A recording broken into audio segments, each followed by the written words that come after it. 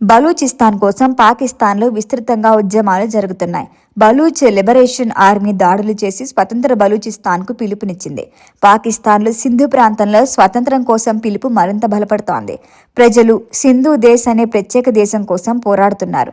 ఈ ఉద్యమం బలూచిస్తాన్లో జరుగుతున్న స్వతంత్ర ఉద్యమం నుంచి స్ఫూర్తి పొందింది. సింధ్ ప్రజలు ఎంతో కాలంగా తమ భాష, సంస్కృతి, హక్కుల కోసం పోరాడుతున్నారు. పాకిస్తాన్ ప్రభుత్వం, ముఖ్యంగా పంజాబీ నాయకత్వం వారితో వివక్ష చూపుతోందని అంటున్నారు. ఆర్థిక, సామాజిక, సాంస్కృతిక సమస్యలు ఈ ఉద్యమాన్ని మరింత బలపరిచాయి. అసలు సింధులో ఈ డిమాండ్ ఎందుకు వచ్చింది? దాని వెనుక ఉన్న కారణాలేంటో తెలుసుకుందాం. తాజాగా పాకిస్తాన్లోని బలూచిస్తాన్ ప్రాంతంలో పెద్ద ఎత్తున ఉద్యమాలు జరిగాయి. బలూచ్ లిబరేషన్ ఆర్మీ అనేక దాడులు చేసింది. బలూచిస్తాన్ను స్వతంత్ర దేశంగా ప్రకటించుకుంది. ఇది సింధు ప్రజలకి కూడా తమ స్వతంత్రం కోసం గొంతు విప్పేందుకు స్ఫూర్తినిచ్చింది. బలూచిస్తాన్లోని ప్రజలు ఎంతో కాలంగా పాకిస్తాన్ ప్రభుత్వం వారి వనరులను దోచుకుంటోందని, వారి హక్కులను ఇవ్వటం లేదని అంటున్నారు. సింధు ప్రజలు ఇప్పుడు అదే పంథాలో నడుస్తున్నారు.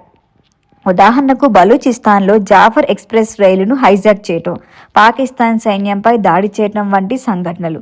బలూచ్ నేత మీర్ బలోచ్ ఐక్యరాజ్య సమితి భారతదేశం నుంచి తమకు గుర్తింపు ఇవ్వాలని కోరారు. దీంతో సింధు ప్రజలు కూడా ఉత్సాహాన్ని పొందారు. బలూచిస్తాన్లా ఇలా చేయగలిగితే వారు కూడా తమ డిమాండ్ను ఉంచగలరని అనుకుంటున్నారు. ఇక సింధు దేశ్ అంటే సింధీ ప్రజల కోసం ప్రత్యేక దేశం.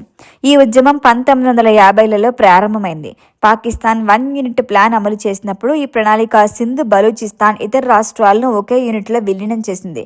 దీనివల్ల సింధుకున్న ప్రత్యేకత ప్రమాదంలో పడింది. అలాగే ఉర్దూను జాతీయ భాషగా చేయటం వల్ల సింధీ భాష, సంస్కృతిని పక్కన పెట్టారు. 1971లో బంగ్లా విడిపోవటం వల్ల కూడా ఈ ఉద్యమానికి బలం చేకూరింది. బంగ్లాదేశ్ తన భాష, సంస్కృతి ఆధారంగా స్వతంత్రం సాధించింది. ఇది సింధు ప్రజలకి స్ఫూర్తినిచ్చింది. జిఎం సయ్యద్ ఈ ఉద్యమంలో అతి పెద్ద నేత.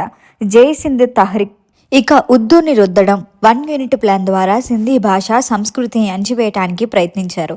వారి 5000 సంవత్సరాల చరిత్ర కలిగిన గుర్తింపును తుడిచిపెట్టేందుకు కుట్ర జరుగుతోందని ప్రజలు నమ్ముతున్నారు. అయితే భారతదేశం నుంచి వచ్చిన ఉర్దూ మాట్లాడే ముహాజిర్లకి ప్రభుత్వం ప్రోత్సాహం ఇచ్చింది.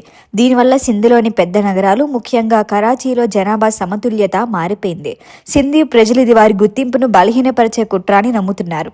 అయితే ఉద్యమ వ్యూహం, మద్దతు. సింధూర్ ఉద్యమం ఇప్పటి వరకు ఎక్కువగా శాంతియుతంగానే సాగింది. ప్రజలు రోడ్లపై ధర్నాలు చేస్తున్నారు, ర్యాలీలు నిర్వహిస్తున్నారు, వారి డిమాండ్లు తెలియచేస్తున్నారు. ఉదాహరణకు జై సింధ్ ఫ్రీడమ్ మూవ్మెంట్ ఇటీవల ఒక భారతీయ రహదారిపై శాంతియుత ధర్నా చేసింది. అయితే ఈ ఉద్యమం బలూచిస్తాన్ లాగా హింసాత్మకంగా మారొచ్చని కొంతమంది ఆందోళన వ్యక్తం చేశారు. సింధు దేశ్ లిబరేషన్ ఆర్మీ వంటి సంస్థలు ఇప్పటికే ఏర్పడ్డాయి. అవి ఆయుధాలను ఎత్తాలని మాట్లాడుతున్నాయి. ఈ ఉద్యమానికి నగరాలలో నివసిస్తున్న సింధీ ప్రజలు, యువత మద్దతిస్తున్నారు. ఇది బలూచిస్తాన్కు భిన్నంగా ఉంది. అక్కడ ఎక్కువ తెగలు, జాతీయవాదులు పాల్గొంటున్నారు. ఇక సింధ్ ఉద్యమకారులు ప్రపంచవారి మాట వినాలని కోరుకుంటున్నారు. ఐక్యరాజ్య సమితి, యూరోపియన్ యూనియన్, ఆమ్నెస్టీ ఇంటర్నేషనల్ వంటి సంస్థలు జోక్యం చేసుకోవాలని కోరారు. పాకిస్తాన్లో మానవ హక్కుల ఉల్లంఘన జరుగుతోందని, దీన్ని ఆపాలని అంటున్నారు. ఇక పాకిస్తాన్ ప్రభుత్వం, సైన్యం ఈ ఉద్యమాన్ని అణచివేయడానికి కఠినంగా వ్యవహరిస్తోంది. వారు నిరసనకారులపై లాఠీ చార్జ్ చేస్తున్నారు, అరెస్టులు చేస్తున్నారు, మీడియాను సైలెంట్ చేయడానికి ప్రయత్నిస్తున్నారు. చర్చలకు బదులుగా వారు బల ప్రయోగాన్ని చేస్తున్నారు. ఇక సింధులో అశాంతి పాకిస్తాన్కు పెద్ద సమస్య. కరాచీ, పోర్ట్ కాసిం వంటి పెద్ద ఓడరేవులు సింధులో ఉన్నాయి.